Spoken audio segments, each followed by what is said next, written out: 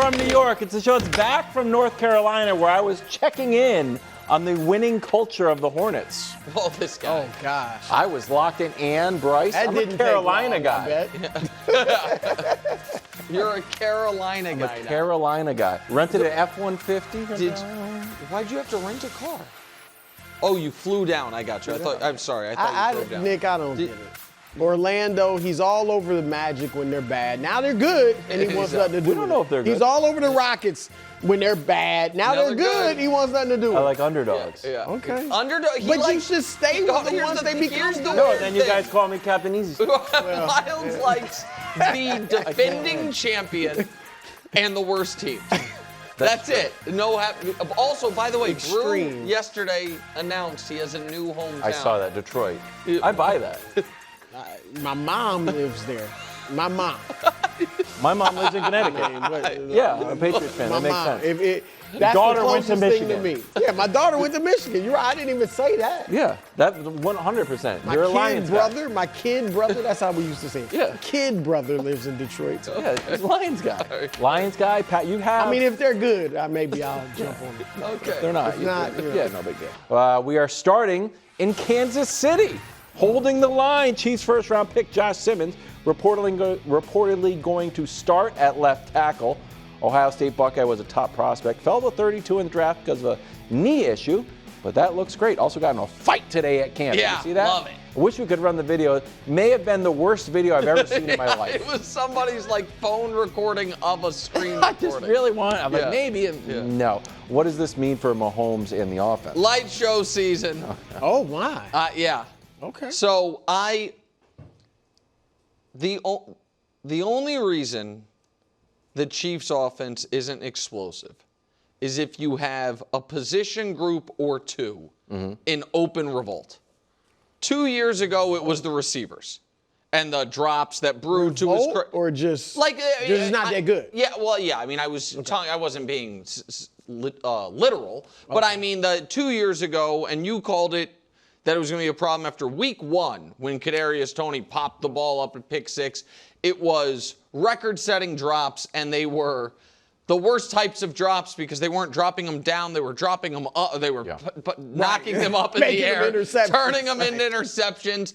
And then last year, it was a combination of cluster injuries at wide receiver and a revolving door at the tackle position.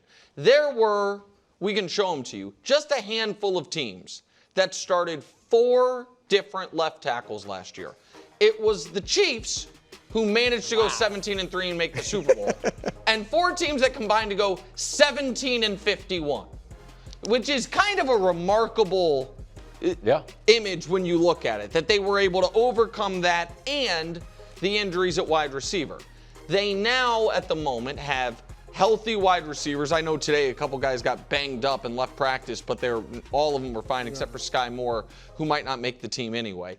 And even with Rashee Rice pending a suspension, should be better there. And now they have a guy who, if the whole league felt as confident about his medicals as the Chiefs, I think the Patriots might have drafted him rather than their T-Rex at 4. He wasn't ahead of him, was he? Going into last year, for a lot of the draft folks, he was offensive tackle 1. Oh, I didn't. And so, but then he fell massively because he suffers the patella injury, and there was real concern, would he even be healthy by Halloween his rookie year? Instead, he's playing all of training camp at left tackle. And then the guy they signed to play left tackle now is insurance for right tackle, maybe the starting right tackle, maybe the left guard. So I think that if they actually got this solved, Brew, plus the wide receiver room not being devastated by injury, there is no reason the offense shouldn't be explosive again. Yeah, I mean, look, the tackle position has been a problem the last 2 years, really. Yes. And not incoincidentally, the worst 2 individual seasons of Patrick Mahomes' career, even though they still won a Super Bowl. So, you move Moore or Jalen Moore or Jawan Taylor, whichever one of them. And we'll see. I mean, is Moore a full-time starter? He was a backup in San Francisco. And Taylor, just his love of penalties could be a problem. He's been a problem. The other side, still a little bit of a question mark. And they lost Tooney, so he was a great, obviously, lineman for him. But this is huge. And, I mean, last year, Mahomes had the most sacks of his career, the most hits of his career, QB hits while he's throwing the ball, which he led the league. Think about that. He led the league in QB hits, getting hit while he threw the ball. And then he had the least amount of pocket time in his career. He was 25th in the league in that. So those are some of the reasons we presume that Mahomes didn't look Mahomesian over the last year or two. And so what I say, Nick, is if he doesn't, especially if the receivers are healthy, because that's a component too. Like with Rice and Worthy making the jump we expect him to make, that's a really good duo. And that's not even to mention Kelsey, Hollywood Brown. Hollywood. If they're healthy, they have a really nice receiving core.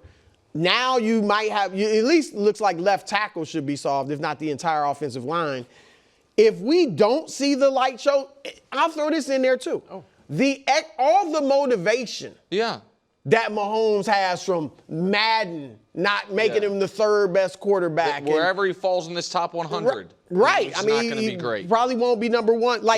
He's got a lot of motivation. He's got better receivers if they're healthy, a better offensive line. If there is no light show, I'm going to be seriously concerned. Now, they still may be 15-2, but if there's no light show, I will wonder, what in the world is going on? Chargers, Eagles, Giants, Ravens. Chargers tied for 6th in sacks. Eagles sacked Mahomes 6 times That's the Chiefs' first 4 games. First 4. Giants were tied for 8th, and that was out without Abdul Carter. Ravens had the 2nd most sacks. So if you don't have Rashee Rice for those 4 games, and those are great defenses, I'm not expecting the light show right away. Are you? Well, I mean, right away, I'm not. You're right in that some of the toughest pass rushes they face all year are in the first month of the season. Now, I do think the Chiefs tend to be sharper the first month of the season than the rest of the league because of the way Andy does training camp and everything.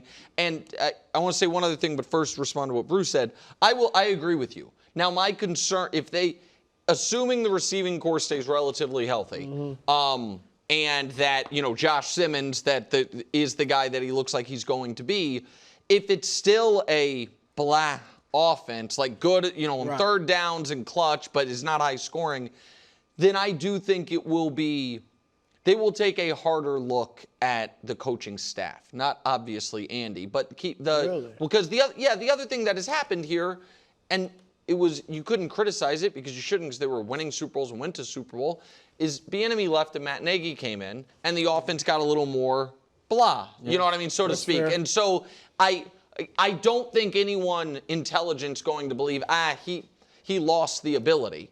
And I also think honestly, if he keeps winning, then it's not really going to. Now, they'd have to win a Super Bowl. Yes. But if the it really wouldn't matter. Are way up. Yeah, the interceptions up, and the fact that but the last 2 years they've been bad throwing it deep, as you showed the other day.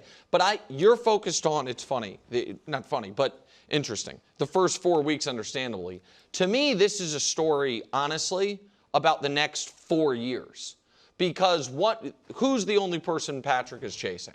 Tom Brady. Tom Brady, in his first 5 Super Bowls, which was over 11 seasons, had the same starting left tackle in all 5 Super Bowls. Patrick, in the next Super Bowl he plays, is going to be on his 6th because Joe Tooney's not on none of those guys are on the team anymore. And so the idea that maybe they got their actual left tackle for the rest of Mahomes' prime, and he, at $3 million a year for the next 4 years, it would be such a massive win for him and for the team. From the runners-up to the champs, reports out of Eagles camp, Tim McManus. And now, I think this is a good report, but I'm not 100% sure. Covering A.J. Brown has proven problematic for the defense this summer. But Quinyon Mitchell has had the most success to this point, staying stride for stride with the dynamic receiver for the most part. So we'll spin this out into a larger conversation about throwing the ball, Brew. Does Philly need to throw the ball more if they want to repeat? Which they do. I checked. Look, I think that obviously last year's formula worked swimmingly, so I'm not going to go overboard and say they have to rehaul a lot of stuff. But I don't think you want I don't even know that it's possible for Saquon to run 345 times again in this season. He had the most yards of any player ever, right? Over the course of the whole rushes? Most rushing yards. Playoffs. Yeah. Over the course of a full season, he had the most rushing yards of any player and ever. The 345 carries is just in the regular season. Yep. And then Jalen run, as he gets older, you're not going to have him running as much either. Now, I don't feel like they have to throw more to win because, look, not only they were last in the league in pass attempts per game, and in the playoffs it actually dropped. In the regular season, I think Jalen averaged about 24 attempts a game, which is low, below league average. In the playoffs, it was down to 22, and they obviously were successful. But look who was second to last in pass attempts per game? I do it just because I researched it. The Ravens. Yeah, Baltimore. And then I think Pittsburgh's down. And Buffalo was like fifth worst. So you can clearly win being either run first or run heavy. So that's not really the issue with me. The issue is just you don't want to destroy Saquon Barkley with too many carries. I think you run him a lot because I want to see him get 1,800 yards if he could, But 350 carries is going to be a much. And again, you got to dial it back for Jalen. So I would try. I think Jalen's very capable. I don't want to see him throwing 30 times a game, because people think that's the magic number. Because last year or 2 years ago, he threw 31 a game and he had all those interceptions. But 3 years ago, when he was second in MVP, he threw 30 a game. Not more than 30, but 30 a game. I think that 27, 28 is the magic number for them of passes you want to get. Because I also I do want to keep A.J. Brown and Devontae Smith happy to a degree too. As long as it's working. Yeah, so I'm looking at this totally different than you guys, than you, and I'm not sure how you're looking at it. I don't think it's going to be a choice. I think they are going to have to. And this is, I said on the show a couple weeks ago, for the Eagles to repeat their offense will have to be better. And that got aggregated in Philadelphia, like I was taking a shot at their offense last year. It's not what it was. It's that I do not think it is realistic to think they are going to, in consecutive years, have the best defense in football, in consecutive years, have the best running game in football. These were their numbers last year. You know what I mean? Kind of first, great defense, historically great offense, and they weren't good they weren't prolific passing the ball. So I know Wilds, you've been radicalized on this. That's the defense. That's over. No. So the opponent, the top three lines are defense, the bottom three lines are offense. So you don't think they're whether it's best or third best, it could be up there. I think the rush offense will be excellent. I don't think they're going to have a 2,000-yard rusher. You know what I mean? So I think if Saquon's year last year was an A triple plus, let's just slate him in for a regular A. The defense, having lost Josh Sweat, Brandon Graham, Milton Williams, Burks, Bradbury, Slay, Rogers, Maddox, and Chauncey Gardner-Johnson, I think it's fair to say we'll take at least a slight step back. So in order to be as good as they were last year, if those things draw back a bit, they're going to have to be better passing the ball, which I think, as I give it to you, should be exciting. Because if you are someone who feels like Jalen Hurts can do a lot more than there are things he can do that he didn't do last year because it's not what the team needed. I do think the Eagles are going to need that this year. You know what I mean? I think they're going to have, call it the sixth best defense in football and the fourth best running game in football this year, which those two, if you have the 29th passing attack, does not get you the Super Bowl. You know what I mean? You're going to have to up that. So I think it's going to be a necessity. The question I had about these graphics while I was looking at rushing and passing attempts and percentage of rushing was how much of it was dictated not only overall team identity, but, hey, we're up early. We don't need to throw the ball anymore. You know what I mean? Go ahead. I didn't dig into this. I have some historical numbers. So Ben Solak had an unbelievable stat. Oh, good. Which was last year, After week 4, Jalen Hurts threw 9 passes while trailing in the second half. That makes sense. Wow. After week 4, there were 9 passes. Now, that is... Well, he's never trailing. The Eagles were never, essentially, after week 4, were never down multiple scores. And you know what I mean? When they were down 1 score in the second half, they usually gave it to Saquon. He pops a big run.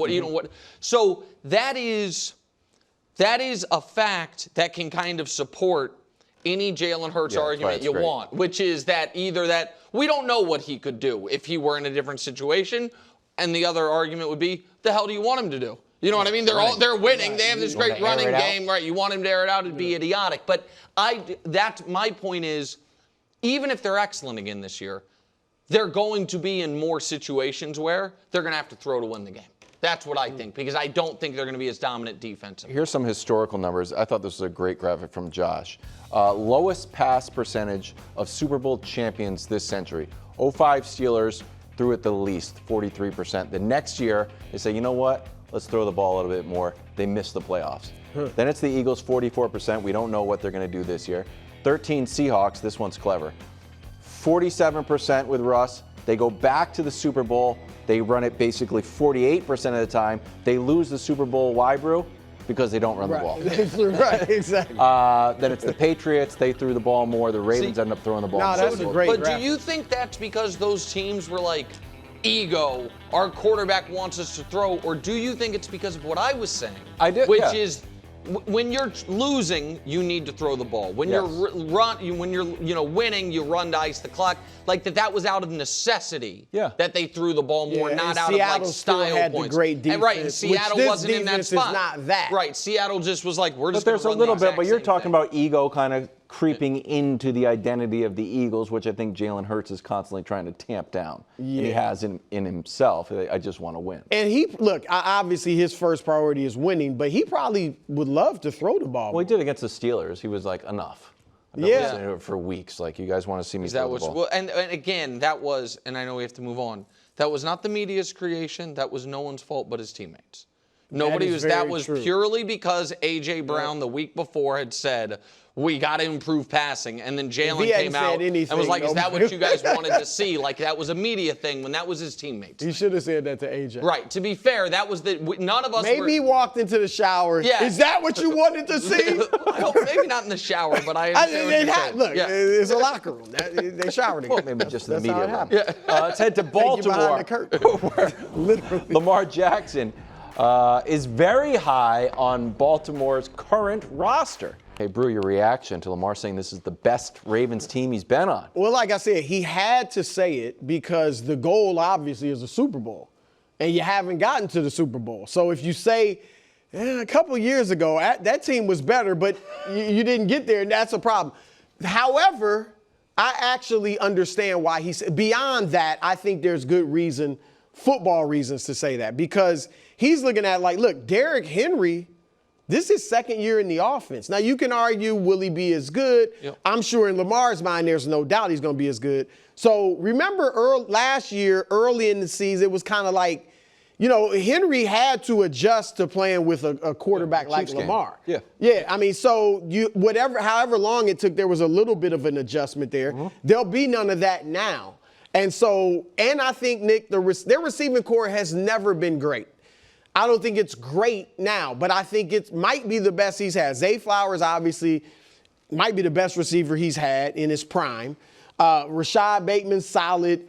And D-Hop, I don't know what they were raving about a catch he made. They had those two guys last year. Right, but now you just add D-Hop. Okay. Who I'm not expecting greatness from him. I think he'll be better with Baltimore than he was with Kansas City because the improvisation is more there, and he's very good at that. So this may be their best receiving core. Defensively, I think, obviously second half of the season they were really good. This was the graphic that Brew was right about. What? That Brew always said that Zach Orr's defense they were going to get better because it's in Baltimore's DNA. So I'm like, yeah, they did get better, but after that second Bengals game, they weren't just great. They were the best defense in everything.